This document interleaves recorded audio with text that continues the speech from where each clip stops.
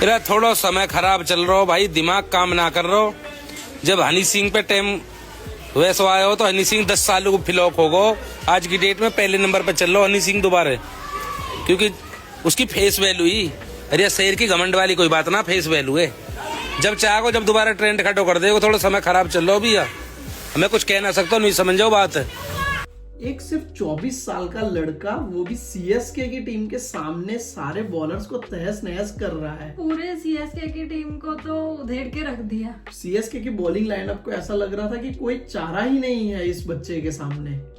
सिर्फ 39 गेंद में सेंचुरी करना, वो भी चेन्नई की टीम के सामने, जहाँ पे आर अश्विन, जड्डू, पथिराना, नूर अहमद, खलील अहमद, सारे बॉलर्स होने के बावजूद भी शर्म नहीं की, किसी की शर्म नहीं की है।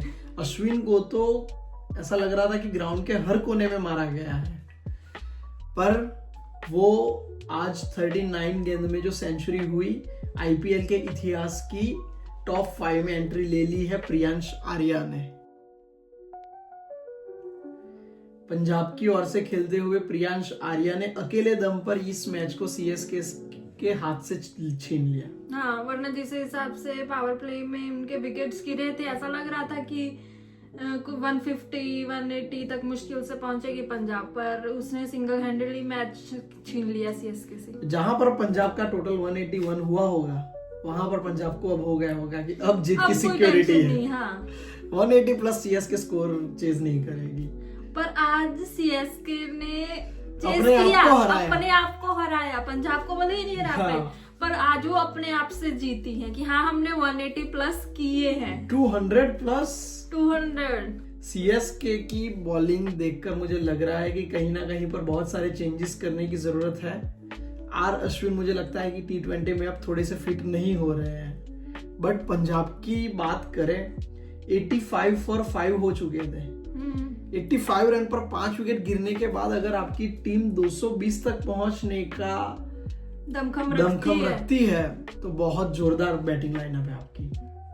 और ये जो निवेश किया गया है प्रियांश आर्या जैसे एक यंग टैलेंट में, वो बहुत ही अच्छी एक स्काउट टीम की खोज है पंजाब की मैनेजमेंट के द्वारा।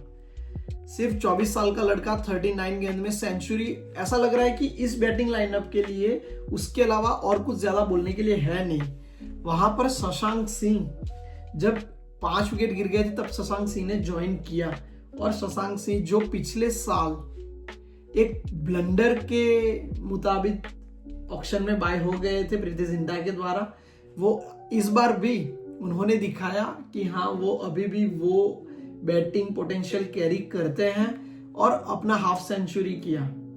शशांक सिंह लगाए उन्होंने भी 36 बॉल्स में, और उनका साथ दिया मार्को यानसन, जिनको बाय करने पे पॉन्टिंग उतने ज्यादा खुश नहीं थे ऑक्शन के टाइम पर। आज उन्होंने टीम के स्कोर को 220 तक पहुंचाने में बहुत ज्यादा हेल्प की। 34 रन किए मार्को यानसन ने, वरना वो एक बॉलिंग ऑलराउंडर है। तो वहां पर आप उतनी ज्यादा एक्सपेक्टेशन नहीं रख सकते जब सामने डेथ ओवर्स में पथिराना हो, बट उन्होंने पथिराना को भी आड़े हाथों लिया है।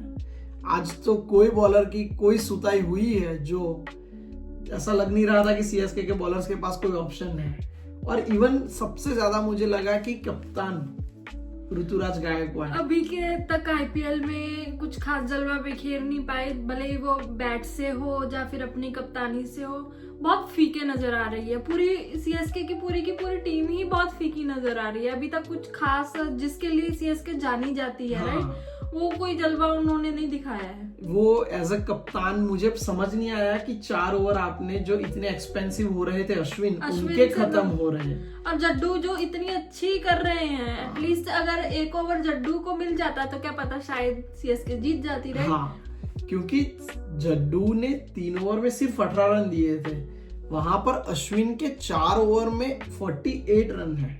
नो डाउट 2 विकेट्स हैं, बट फिर भी 6 की रन रेट और 12 की रन रेट बहुत ज्यादा फर्क है, इकोनॉमी रेट, राइट। तो अब क्या कह सकते हैं, ऋतुराज गायकवाड़ ने खुद कुछ सोचा होगा, बट जहां तक मुझे लग रहा है कि कैप्टनसी का कहीं ना कहीं पर इनएक्सपीरियंस दिख रहा है। बट सीएसके की बैटिंग आज बहुत बड़ी बात हो गई कि पावर प्ले में एक भी विकेट नहीं गए। शुरुआत अच्छी की सीएसके ने, भले ही चाहे वो बैटिंग में हो चाहे बॉलिंग में हो, दोनों साइड में शुरुआत अच्छी की, पर एंडिंग नहीं अच्छी कर पाए। वो तो दिक्कत हो गई ना, इसलिए 59 रन्स पावर प्ले में, एक भी विकेट नहीं गवाया, तब लग रहा था कि हाँ आज सीएसके शायद से जीत सकती है। फिर भी शुरुआत थोड़ी धीरे ही थी जब आपको 200 प्लस का टारगेट चेज करना हो, बट फिर भी डेविन कॉनवे और रचिन रविंद्र दोनों ने मिलकर अच्छी और सूझबूझ भरी पार्टनरशिप शुरू की थी। बट मुझे ये नहीं समझ आ रहा है कि कप्तान ऋतुराज गायकवाड़ खुद ओपन क्यों नहीं कर रहे। क्या ये पता नहीं कुछ सोच रहे होंगे जो अपने समझ में नहीं आ रहा। वही लग रहा है मेरे को, वरना वो खुद ओपनर है और रचिन रविंद्र खुद न्यूजीलैंड की टीम के लिए 1 डाउन पर खेलते हैं। तो अगर वो दोनों वहां पर शफल कर देते हैं तो वो अपनी अपनी जगह पर पहुंच जाएंगे। तो शायद से वो एक रचिन रविंद्र 3 नंबर पर आए और ऋतुराज गायकवाड़ ओपनिंग में आए, तो एक चेंज हो सकता है कि वो उनको फेवर पर करे। एक बात देखी तूने, इस बार सीएसके वाले चेंजेस कर रहे हैं, ऐसा नहीं है कि हाफ सीजन निकल गया सीएसके में एक भी चेंज नहीं हुआ, थोड़ा एक्सपेरिमेंट कर रहे हैं। हाँ, दीपक हुडा, राहुल त्रिपाठी, डेविन कॉनवे का आना, उन दोनों का जाना, बहुत सारी चीजें हो रही है, बट सीएसके कहीं ना कहीं अभी भी कमी रह रही है। कहीं ना कहीं, और वो मुझे लगता है कि मिडल ऑर्डर में है। मिडल ऑर्डर प्लस फील्डिंग में तो अब तक इस आईपीएल में उन्होंने 11 कैचेस छोड़ दिए हैं। जहां पर आप प्रियांश आर्या का कैच पकड़ सकते थे वो कैच मिस हुआ। कैच छोड़ा तुमने तो मैच छोड़ दिया उन्होंने। प्रियांश आर्या जो कि 32 गेंदों में 67 रन पे थे, वहां से वो 39 गेंदों में 102 पे पहुंच गए। वो 7 गेंदों में उन्होंने 35 रन किए। जोरदार, मतलब जो धुलाई की होगी, 500 का स्ट्राइक रेट हुआ वो 7 गेंद के लिए। हार्दिक पांड्या को भी बीट कर दिए।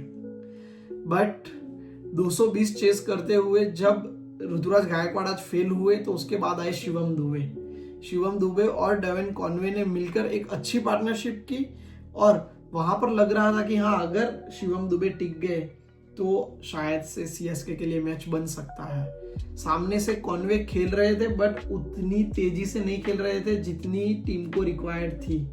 वो वापस लास्ट में रिटायर्ड आउट हुए, जो भी मुझे कोई सेंस नहीं लग रहा। कोई सेंस नहीं बन रहा था जड्डू के आने का और कॉनवे के जाने का। वो सेट बैट्समैन है क्रीज पे, वो रिटायर होके जा रहे हैं और बिल्कुल नया बैट्समैन आ रहा है क्रीज पे, उसको सेट होने के लिए टाइम होने लगेगा, राइट? और वो भी लास्ट के ओवर में। हाँ, और वो भी तब आ रहे हैं जब टीम को रिक्वायर्ड रन रेट 20 चाहिए, तब जड्डू नहीं आ सकते हैं। डेविन कॉनवे होते तो शायद वो उनके पाले में गेंद आ जाती। ऑलरेडी कितनी बॉलें खेल चुके थे, हाँ, उनको पिच का पता था, राइट? हाँ, वहां पर ही तो मुझे लगता है कहीं ना कहीं पर थोड़ी सी मैनेजमेंट के द्वारा गलती हो गई। और फिर आते हैं धोनी ने अपना काम किया था। 12 गेंदों में 27 रन। जो फैंस देखने के लिए आए थे वो सारा सब कुछ देखने को मिल गया उनको, बट चेन्नई जीतती हुई नहीं दिख रही है अभी तक किसी को। वो एक टेंशन की बात रहेगी सीएसके फैंस के लिए, सीएसके मैनेजमेंट के लिए, सीएसके की टीम के लिए। अब तो करना चाहिए क्योंकि अब 9 ही मैच बचे हैं। अब धीरे धीरे करके प्रेशर बढ़ता जाएगा।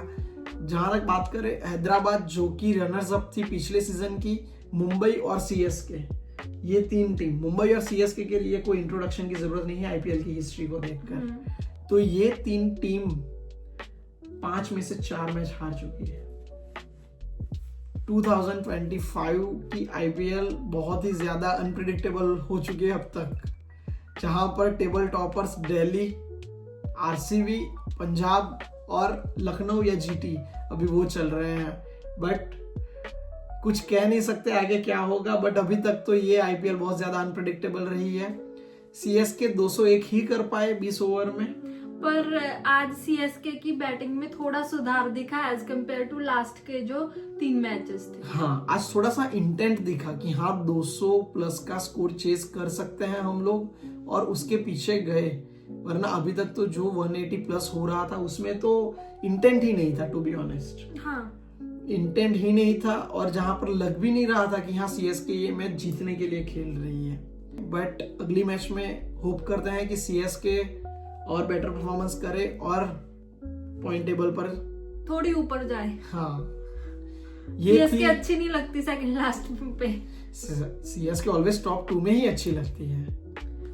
2 में तो है पर सिर्फ बॉटम में से, वो दिक्कत है ना। चलो कोई नहीं, ये थी आज की मैच की बात। कल की मैच जो है जीटी और राजस्थान के बीच में। 2 पड़ोसी खेलेंगे आमने सामने अहमदाबाद के ग्राउंड में, जीटी और राजस्थान। Prediction GT Rajasthan. चलो देखते हैं कल क्या होता है, कोई ना कोई तो प्रिडिक्शन जीतेगा। मेरी तो वैसे हर बारी गलत होती है। Thank you so thank you so much for watching. Like, share and subscribe. See you tomorrow.